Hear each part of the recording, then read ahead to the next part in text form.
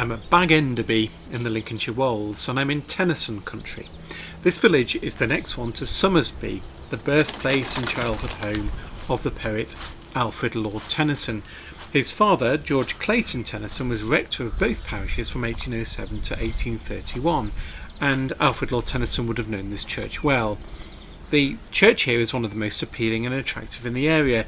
It is of one build of the early 15th century and is primarily constructed of locally occurring Spilsby greenstone with some limestone dressings, and it positively glows in the February sunshine.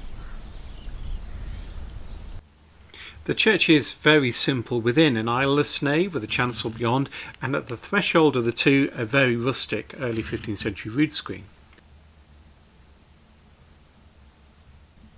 One of the great treasures of the building is the 15th century baptismal font at the west end, which is decorated with various devices on its bowl, including a white hart, the cross with crown of thorns, various shields and architectural designs, and on the western face a Pieta, an image of pity, with the Virgin Mary shown holding the dead Christ across her lap, a tender image of Mary's motherhood that was a focus of popular devotion in this period.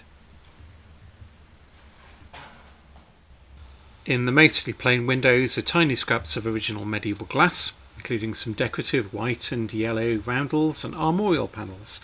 On the floor of the nave are a couple of monumental brasses. One of them in Latin translates as "Pray for the soul of Albinus de Enderby, who caused this church and tower to be built. He died on the eve of St. Matthew the Apostle in the year of our Lord 1407. So there you have it. The church and its tower were built in 1407. It is rare to be able to date a parish church so readily. We know nothing of Albinus de Enderby, but presumably he was the local landowner who took his name from the place. Heading into the chancel, and the altar there is made of stone using the original medieval altar slab, and on the walls are a couple of monuments. My favourite monument is that to Andrew Gedney and his wife Dorothy. The monument was erected at her death in 1591. The date of his death has been left blank. It shows Andrew, who was Sheriff of Lincoln, dressed in armour with his sons kneeling behind him and the daughters kneeling behind Dorothy. You could not claim that this Elizabethan sculpture is high art, but nothing in this church really is. The building is rustic and all the more delightful for it.